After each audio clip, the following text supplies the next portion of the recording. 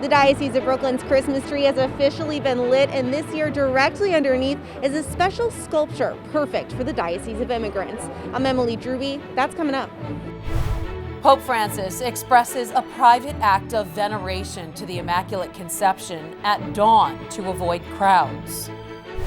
When my time does come, I'm sure that I won't have to fear. Born in original. An original song by students inspired by Carlo Acutis, the first millennial on the path to sainthood. It's far greater being in ministry than it was in baseball. Baseball legend Darryl Strawberry on how his faith in God helped turn his life around. The news starts right now.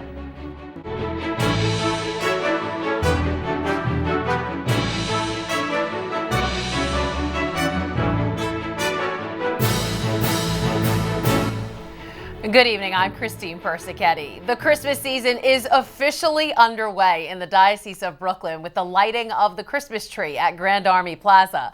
And as Currents News' Emily Drooby shows us, there's a special addition to this year's display. 3, 2, 1. Hey! 15,000 lights and 35 feet tall. The Diocese of Brooklyn's Christmas tree lights up Grand Army Plaza, a holiday tradition even the pandemic cannot stop. It's so good that we've done it. We've got to keep the Christmas spirit, even though we can't do it the way we used to. Some things the same, but others different this Christmas season. Social distancing, safety measures, masks, but also a brand new addition. A sculpture, a unique take on the nativity scene normally below the tree. It's called Angels Unawares. First seen in St. Peter's Square, it depicts the plight of migrants and refugees. Now it calls the Diocese of Immigrants its temporary home. The 140 carved faces all together on one boat. Among them are Joseph, Mary, and Jesus. We recognize that the Holy Family also fled as refugees to save the life of the child. So many people today have to do the same thing, to save the lives of themselves and their children.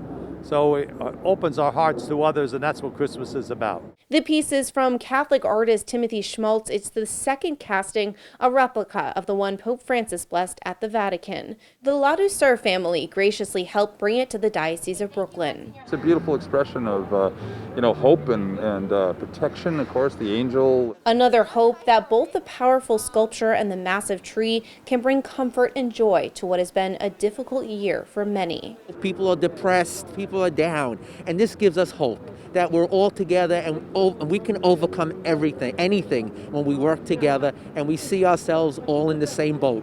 Mayor Bill de Blasio making it clear that this isn't the first way the Diocese of Brooklyn has helped to ease the suffering of New Yorkers. In the middle of this crisis, the Diocese of Brooklyn was there for them, and Bishop DIMARZIO, his whole team, really provided tremendous comfort for people in need.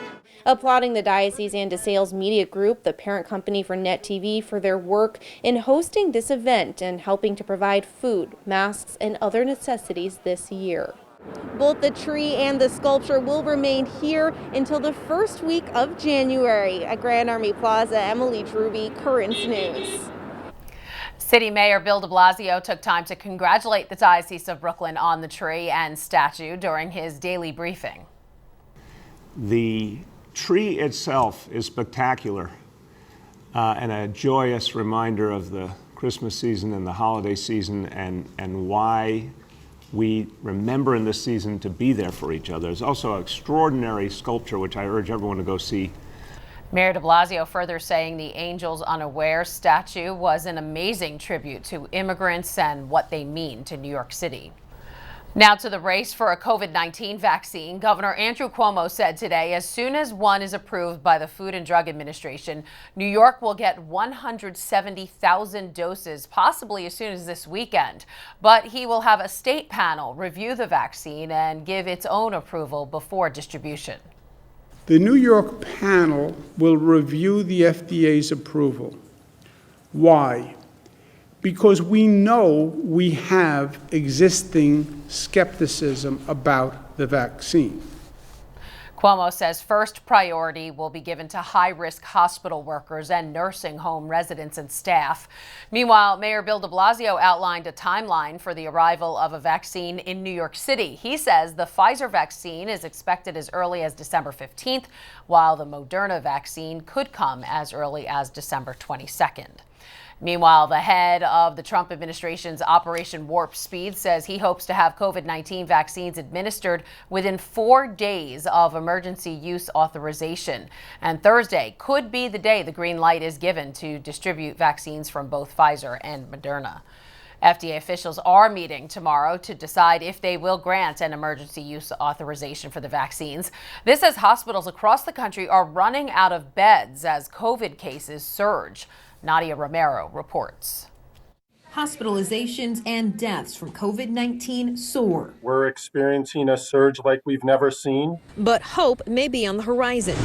Thursday, the Food and Drug Administration will consider whether the United States should grant emergency use authorization to a COVID-19 vaccine. I'm very excited about the results. The vaccine from Pfizer and BioNTech is approved in Canada and the United Kingdom, with people in Great Britain already receiving vaccinations. It's a quick, painless jab, doesn't take long.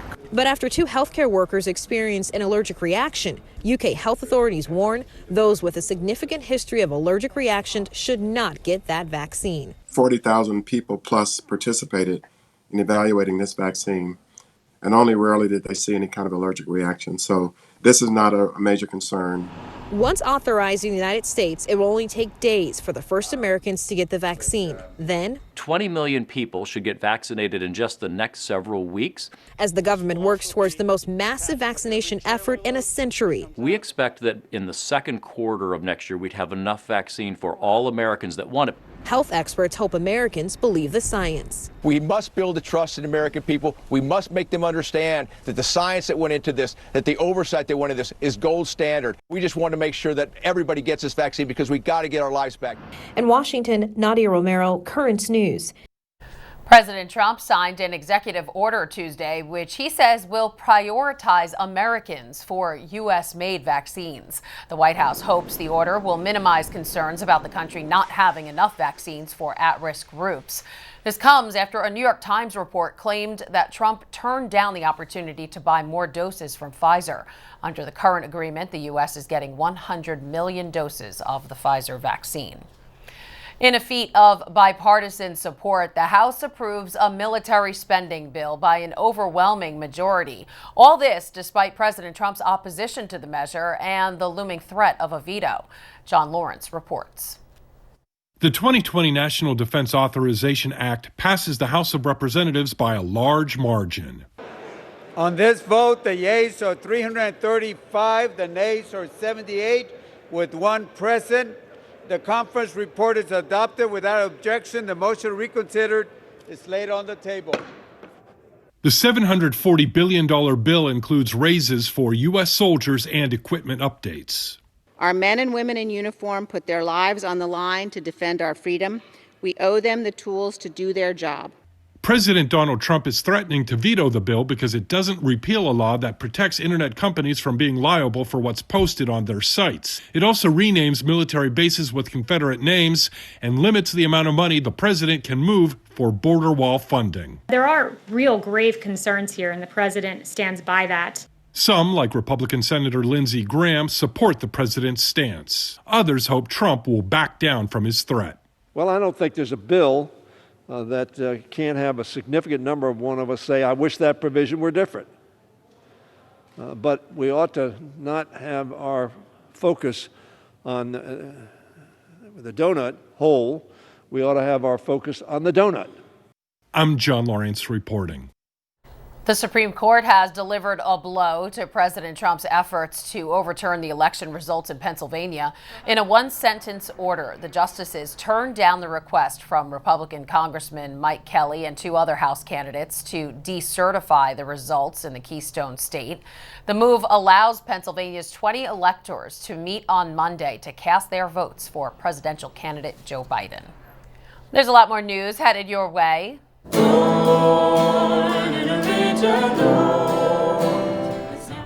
Blessed Carlo Acutis, the Italian teen beatified in October, inspired a group of Catholic high school students to write this song. Darryl Strawberry joins us to share how his faith in God helped the baseball legend turn his life around. And at the first light of dawn, the Holy Father prays privately for Rome and the world at the Madonna's feet. Now you can help us put your faith in the news. The next time you capture a newsworthy event, send us your pictures or video. It's easy. Go to netny.tv/send us, and you may see your submission on Currents News.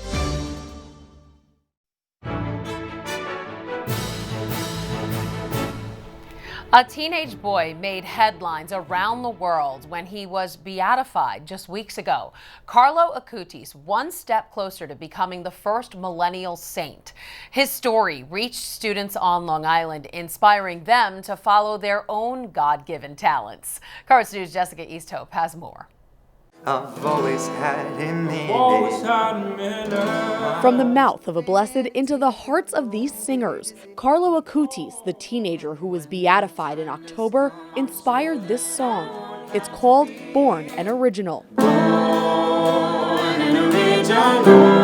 The lyrics are made up of his own words,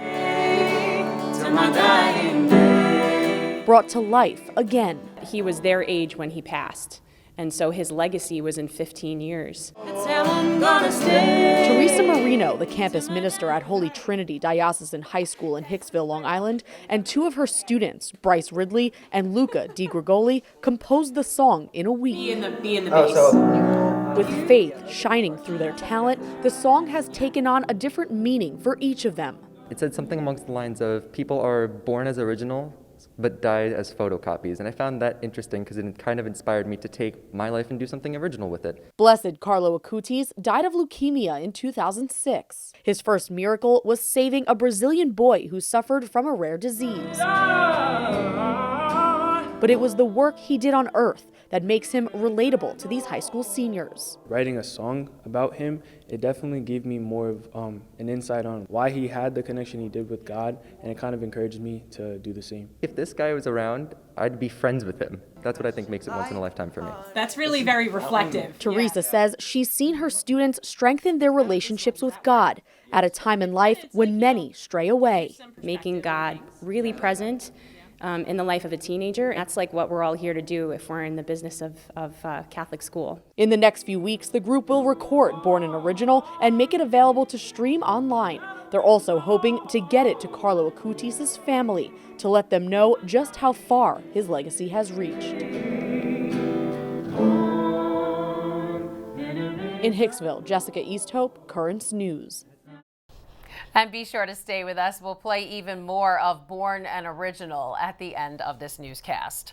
Former New York baseball legend Darryl Strawberry is known for his achievements on the field as a player for the Mets and the Yankees, but he's also known for some troubling behavior off the field. In his new book, Turn Your Season Around, How God Transforms Your Life, he talks about how his faith got him through. Darryl, thanks for being with us today. And I grew up in Queens. You were a baseball hero to so many people. Talk about how that fame and fortune led you down the wrong path and how it affected your career and family. Well, I think the fame and fortune led me down the wrong road because of the brokenness that was on the inside of me. People look at people who are very successful and they think they should have it all together, but the reality of it is you really don't have it all together. You just have a bunch of stuff, and I accumulated a bunch of success and fame and fortune in my lifetime, but at the same time on the inside I was broken, and brokenness is real. Were you raised in a religious home, and was there a specific moment in your adult life that made you turn to God? Well, I was raised in a home where my mother was a very faithful woman who followed God's principles.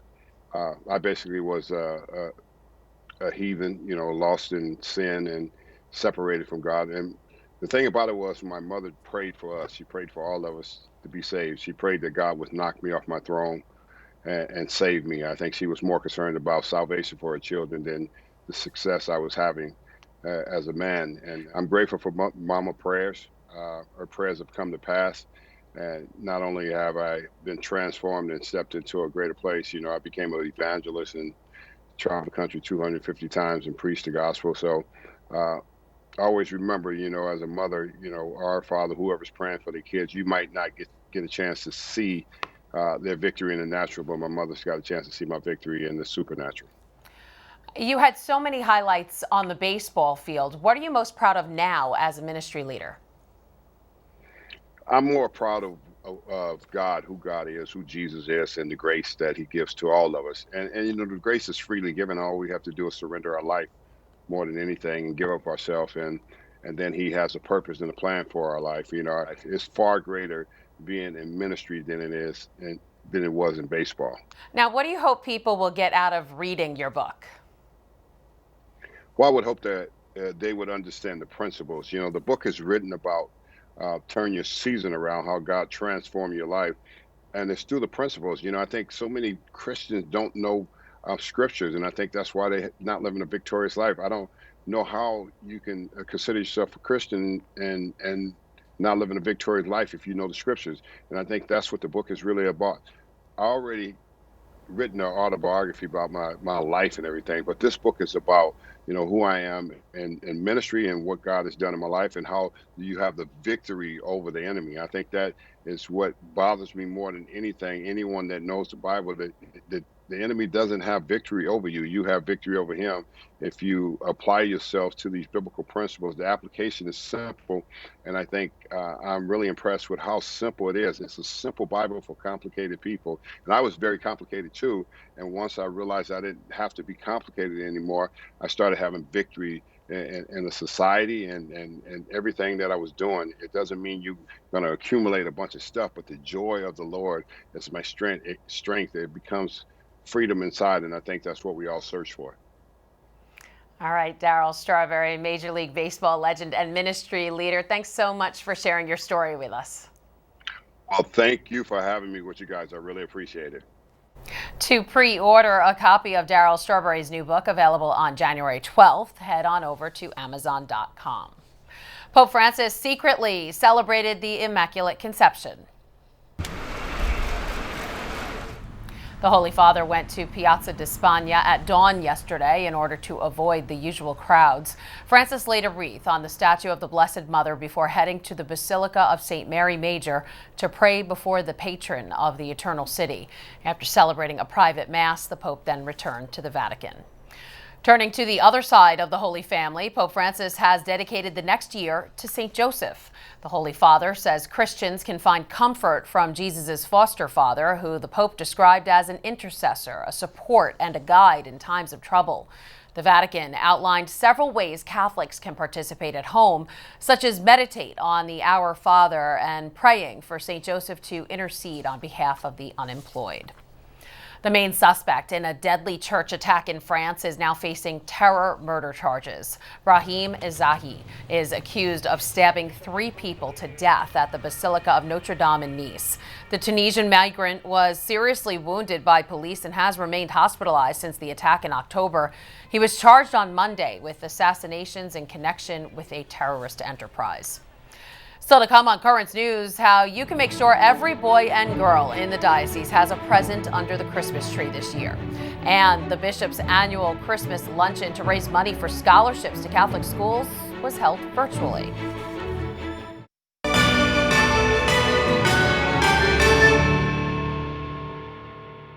We are just about 2 weeks away until Christmas, and as you're ticking off all your gifts for family and friends, why not add something for those in need? The Tablet's Bright Christmas campaign is making sure every kid throughout Brooklyn and Queens will have a gift under the tree this year. And their editor-in-chief, Jorge Dominguez, is here to help explain how this happens. And first, Jorge, where are you at on the campaign now? Well, last week we were at $500. Today we are at $20,000. Wow, that's a big jump. It is a big jump, yes. That's amazing. And you know, the money goes to help children all around the diocese have a happy Christmas season. And let's hear from one of those parishes that received Bright Christmas funds last year, Our Lady of Sorrows in Corona, Queens. They used the money to give gifts to kids in need during the Feast of the Epiphany. Let's listen in. I'm grateful to the Tablet and to readers and people who are so generous in supporting the Bright Christmas Fund, which supports so many parishes, including Our Lady of Sorrows. That was Father Ray Roden, who's no longer the pastor of Our Lady of Sorrows, but this event did help hand out more than 1,000 gifts. So Jorge, this campaign really does make a big difference for these families, right? Yes, of course. And by the way, yesterday I was talking with Father Manuel de Jesus Rodriguez, who is the new pastor of Our Lady of Sorrows, and he was explaining to me how hard the parish was hit by COVID-19. And this year they have a 30-feet Christmas tree, and he said he wanted to do something special this year, you know, to celebrate Christmas because they have such a tough year in the parish. So yes, the difference is that sometimes, you know, a family cannot celebrate Christmas if they don't get some help from us. Right, exactly. And as I mentioned, we're about 2 weeks until Christmas, so there's still time to donate. So how can people at home do that? Yes, and as I always say, we trust in your generosity, but please send the money now. We need to send this money to the parishes and to the organizations. If you want to send us money, it's very easy. You just write a check and you mail it to the Tablets Bright Christmas Campaign, 1712 10th Avenue, Brooklyn, New York 11215. Or you can also make now donations online. You just go to thetablet.org and click on the link for the Bright Christmas Campaign. So you're making it very easy for everybody. I know I got my letter in the mail, so everybody get your checkbooks out or get online and make that donation, yes. Right? All right, so important. Jorge Dominguez, Editor-in-Chief of the Tablet, thanks so much for updating us. Thank you for having me. And finally tonight, Bishop DiMarzio is also inspiring his flock to help kids this Christmas. Oh, holy night, the stars are brightly shining. This was the first time the Bishop's annual luncheon went virtual, live streaming from Annunciation Church in Williamsburg instead of the usual in-person gathering at Russo's on the Bay. The event still raising money for the Bishop's Scholarship Fund and youth evangelization, so less fortunate kids in the diocese can still receive the best education money can buy from Catholic schools. And that is Currents News. I'm Christine Persichetti. Thank you for joining us because we are putting your faith in the news. We leave you right now with Your Faith Put into Song as the students from Holy Trinity High School play more of their original melody, Born an Original. Hope to see you again next time. Lord, you my highway to heaven. In you I trust. Something extraordinary awaits us. My hope comes from you.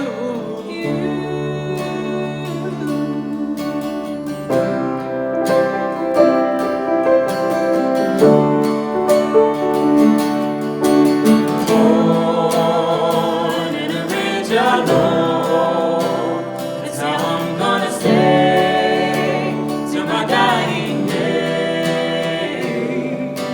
Born an original, that's how I'm gonna stay till my dying day. Born an original. Till my dying day. Till my dying day. Born an original. That's how I'm gonna stay.